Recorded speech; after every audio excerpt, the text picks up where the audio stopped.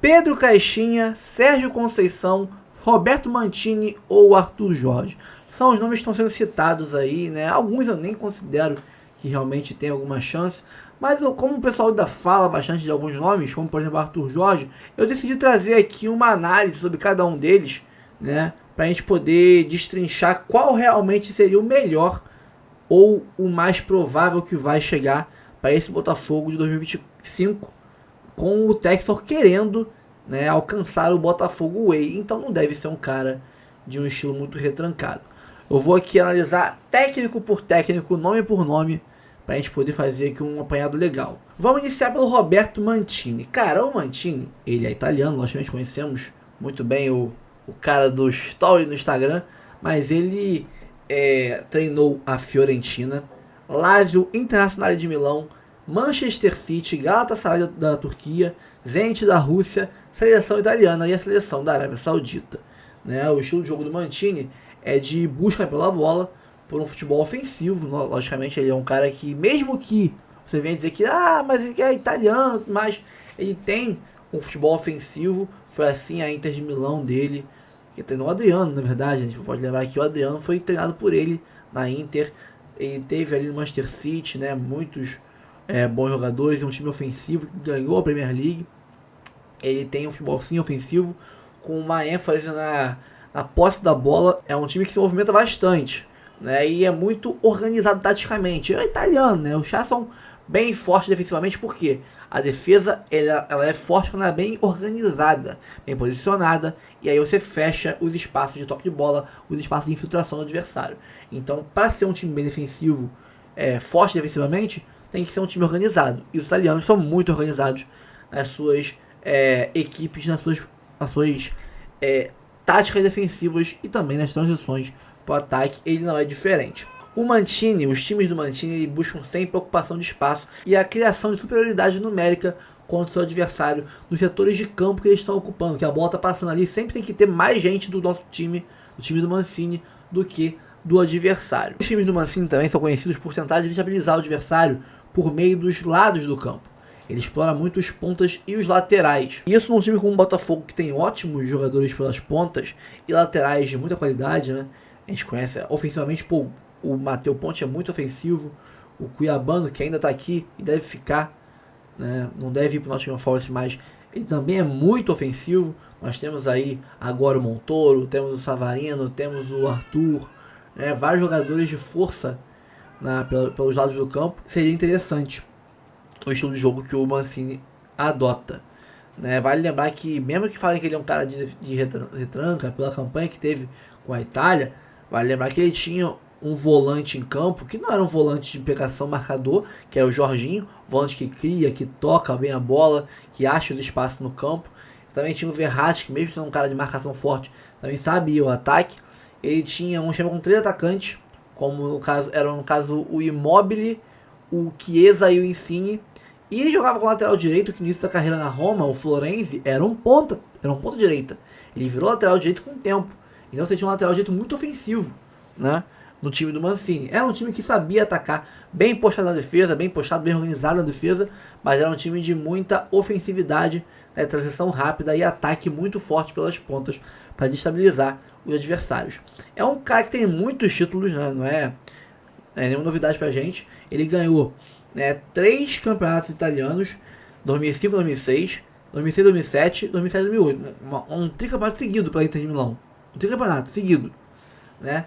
2 Copas da Itália, 2004, 2005 e 2005, 2006, também seguidos. 2 Supercopas italianas, 2005 e 2006. Pela Fiorentina, uma Copa da Itália, 2000, 2001. Na Lazio, uma Copa da Itália, 2003, 2004. Vemos aí que é um cara que tem uma qualidade de ganhar Copas. No mata-mata, o cara é enjoado. Ele ganhou 2 Copas da Itália pela Inter de Milão, 2 Supercopas no caso, uma Copa da Itália pela Fiorentina e uma Copa da Itália pela Lazio, uma Copa da Inglaterra pelo Manchester City, uma Supercopa da Inglaterra pelo City e uma Eurocopa pela Itália. Ou seja, são 9 títulos de mata-mata pela carreira. Eurocopa, Supercopa da Inglaterra, Copa da Inglaterra e várias Copas da Itália e Supercopa da Itália. É um cara que no mata-mata ele é enjoado, além de ter ganho aí 3 campeonatos italianos, 3 ligas italianas, né, seguidas, um tricampeonato, e ter ganho uma Premier League 2011 e 2012, tirando o jejum do Manchester City de muitas décadas. Muitas décadas. Foi o título que basicamente fez o City voltar a ser grande, né? Então é um cara que é multicampeão, é um cara de um estofo, um ombro, um peito largo, sabe? Um cara que segura a pancada, que tem aquela casca de segurar a pressão, que é importantíssimo em qualquer time que quer disputar campeonatos de altíssimo nível, como são Libertadores, Brasileirão e Copa do Brasil. Então Mancini é um cara pra lá de gabaritado. Vamos agora para o cara que menos me agrada. Vamos de um pro que me agrada muito para o que menos me agrada, que é o Pedro Caixinha. Que mesmo que digam que ele foi bem no Red Bull, mas eu tenho as minhas divergências desse ponto de vista. Né? Ele atualmente vem de um trabalho horrível no Santos, que ele teve aí jogadores de qualidade, como o Tiquinho Soares, Guilherme, Roleiser, Neymar, e foi demitido no Paulistão ainda. Teve 17 jogos, 7 derrotas, 4 empates e 6 vitórias apenas. Teve mais derrotas que vitórias, sendo que todos foram no estadual. Então, ou seja, o nível de adversário, de enfrentamento era muito baixo. Então é um campeonato muito baixo para você ser tão mal aproveitado como ele conseguiu ser no Santos. O Red Bull Bragantino, em 2024, ele teve um péssimo ano, sabemos disso, saiu os números mostram, mas eu queria deixar claro que não foi só em 24, quando ele quase caiu com o Red Bull, que ele fez um péssimo ano, não. Ele, em 23, apesar de ter assustado a todos com o Bragantino brigando ali no G6, foi o segundo colocado, vice-líder do Brasileirão durante muitas rodadas, incomodou o Botafogo durante muito tempo, o Red Bull Bragantino, né, chegou a tentar ali alcançar o Botafogo num jogo, né, que a gente estava ali eu fui esse jogo, um jogo chuvoso contra o Red Bull no Nilson Santos, que se eles ganhassem, eles encostavam muito no Botafogo e tal, e a gente só foi abrindo vantagem. É até um jogo que estava o Caçapa no comando do Botafogo. Então, mesmo naquele ano que ele surpreendeu o mundo, o Brasil, com aquela campanha do Red Bull, a derrocada do Red Bull é pouco falada. Porque a do Botafogo ofuscou, claramente. Era o cara que ia ser campeão, o time que seria campeão do Brasileirão. Não foi mais, ofuscou todos os outros campeonatos. Todos os outros. Ofuscou todas as campanhas que estavam ali abaixo da nossa. Mas a campanha do Red Bull, a derrocada do Red Bull Bragantino, foi uma coisa assustadora, cara. Eles conseguiram sair de um vice-líder muito próximo do líder, que foram durante um bom tempo, né? Não foi o Palmeiras que foi um dos times que mais foi vice-líder, segundo colocado do Brasileirão, não. O Red Bull, se não foi tanto quanto segundo colocado, em número de rodadas como segundo colocado, que o Palmeiras, foi até mais. E eles terminaram em sexto colocado, por muito pouco, não perderam a vaga para pré-Libertadores. Então, foi uma derrocada tão assustadora, a do Red Bull Bragantino, com caixinha, quanto a do Botafogo. E pouco se fala disso, né? Ele tem ali no total do Bragantino 50 vitórias, 38 derrotas e 36 empates. No Tadieres, campanha também muito fraquinha, 34 jogos, como no Santos também, foi bem fraquinho, 15 vitórias, 15 derrotas, muito mais derrotas que vitórias, só 10 vitórias e 9 empates. Santos Laguna, ele teve uma campanha heróica, histórica, antes, né? Lá no começo da década de 2010 a 2020, né? Lá para 2014 mais ou menos. Mas na segunda passagem dele, já em 2021, 22, ele teve uma péssima passagem, durou muito pouco, né? Mas ele conseguiu aí, vamos dizer assim, a melhor época da carreira dele no México, quando ele treinou o Cruz Azul, treinou o Tajeres, treinou o Santos Laguna, né? Os títulos da carreira dele, na verdade, são todos no México. Ele tem de 2015 a 2015 a 2019 os títulos que são na Liga Amex, que é mexicana, né? O Clausura 2015 pelo Santos Laguna, a Copa dos Campeões de 2015 pelo Laguna, o Apertura de 2014 também pelo Santos Laguna e 2018 pelo Cruz Azul, e a Supercopa Amex 2019 pelo Cruz Azul. Então ele é um cara que fez a carreira dele de 2014, 15 a 19 no México e até então vive disso, porque eu repito, não acho que ele fez um ótimo trabalho. Até a campanha em si, num todo, vendo de fora, do final do ano, a campanha como um todo ali, a posição que ele ficou ao fim do campeonato, pro Bragantino é muito. Mas para um time que foi vice-líder quase pegando o Brasileirão, a hora que o Botafogo derrapasse como derrapou, era pro Bragantino ser o campeão. E não o Palmeiras. Só que o Bragantino despencou juntinho com o Botafogo. Ambos despencaram juntinho. Então, pra gente trazer um cara que teve uma derrocada em 23 tão horrorosa quanto a nossa, melhor manter o Paiva, né? E é um cara que é um futebol burocrático, não vejo muita qualidade nesse futebol do Caixinha, não. Saindo do Caixinha agora para outro que muito me agrada, que é o Sérgio Conceição, cara. O Sérgio Conceição que conseguiu uma hegemonia, uma dinastia no Porto, né? Ele ganhou todos os seus títulos da carreira dele pelo Porto, mas foi uma dinastia. A gente pode olhar aqui, os títulos dele pelo Porto foram Campeonato Português de 2017-18, 2019-2020, 2021-22, ou seja, 3 anos seguidos também. Não, tem aí o 18-19, foi ano sim, ano não. Um ano foi ele e outro ano foi Benfica. Um ano foi ele, no outro Benfica e por aí vai. Mas em 5 campeonatos ele ganhou 3. A Taça de Portugal ele ganhou 2019-20, 20-22, 22-23, aí sim, 3 anos seguidos. 23-24. De 21, 22 e 23 ele ganhou. Né? Também é um feito.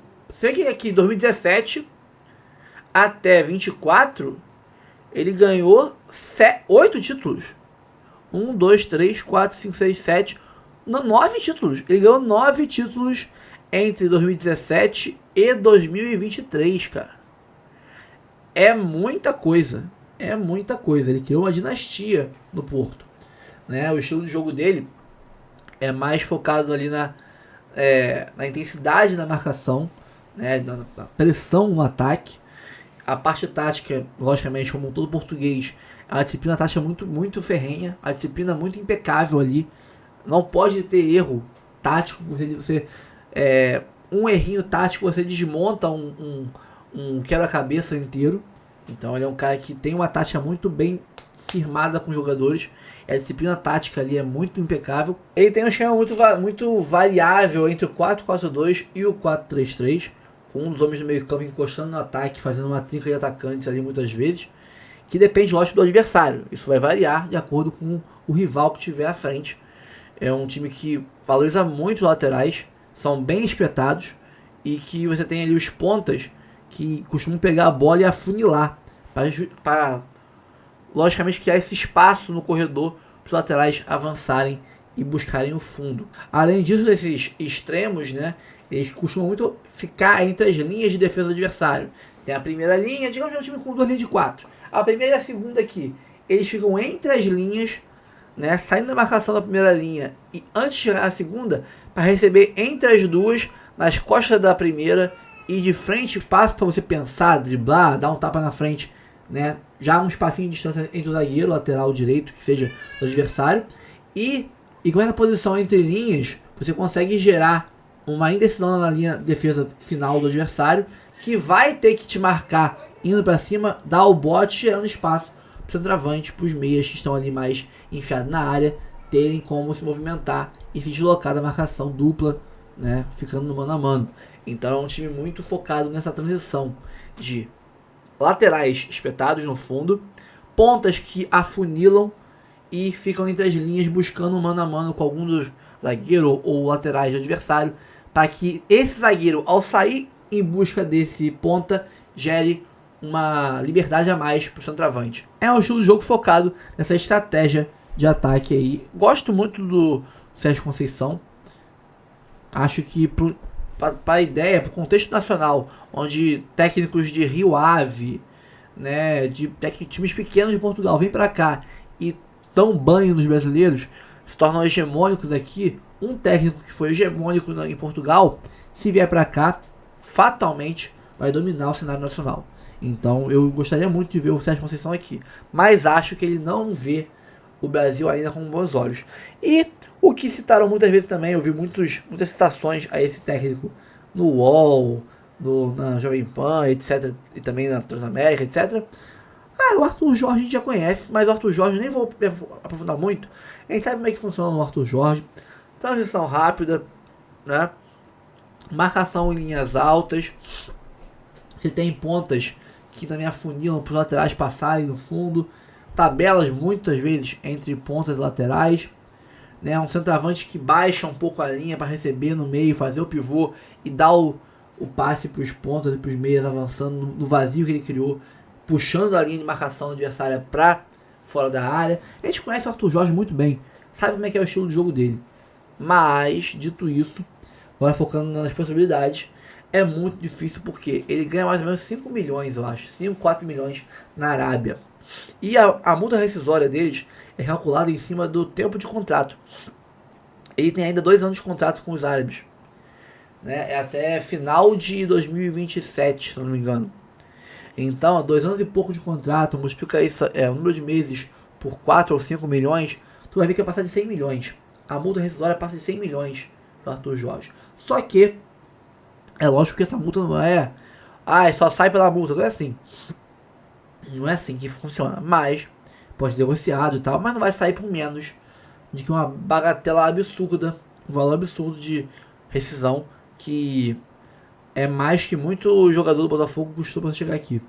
É mais que não sei dizer qual jogador seria, mas é um preço de um jogador de futebol de um altíssimo nível. Não é um investimento que o Textor faria, até porque, conhecendo o Textor, ele está muito pé da vida com o Arthur Jorge, que falou um monte de grosseria, um monte de groselha nos últimos meses, e ele está por aqui do Arthur Jorge, não aceitaria trazer ele de volta. Né? Acho que ele optaria por outro técnico de prateleira alta, mas não o Arthur Jorge. Pessoal, fiz uma análise aqui rápida dos... rápida não, né? Tem quase... nem sei quanto tempo tem de vídeo aqui, vou ainda editar, recortar os erros aqui de fala e tal. Mas é um vídeo até que não muito longo, mas também não muito curto, analisando os 4 nomes que pra mim eu vi mais vezes sendo citados na mídia, né? Sérgio Conceição, Arthur Jorge, o Caixinha e o Mancini. Acho que provavelmente nenhum dos 4 seja contratado. O Textor pode sair com o nome na cartola que a gente nem imagina. Mas gostaria muito de um Mancini ou um Sérgio Conceição. Caixinha, não. Se for pra trazer o Caixinha, melhor o Paiva. Mas vamos ver qual vai ser a escolha do Textor. Pessoal, muito obrigado pela audiência até aqui no vídeo. Antes de sair, curta, comente, compartilhe, se inscreva no canal, ative o sininho. Muito obrigado pela moral, tamo junto sempre. Plano de membros, temos aqui também no canal. Você pode escolher um plano de membros e virar aí membro do canal, ajudar a gente com um valor pequenininho, uma coquinha por mês que você não toma, você ajuda a gente com um plano de membros. Tem aqui Live Pix, tem o Pix do canal, dá uma moral pra gente, tamo junto. Aqui embaixo link do canal reserva, canal principal, do nosso Instagram, dá uma moral lá. Tamo junto sempre, um abraço, até o próximo vídeo, valeu! Calma, não vai embora ainda. Aqui em cima tem um vídeo especialmente escolhido pra você. E aqui embaixo tem o último vídeo que a gente postou. Corre lá e assiste, é maneiro. E aqui você vai se inscrever no canal. Clica aqui, se inscreve no canal, dá essa moral pra gente. Tamo junto.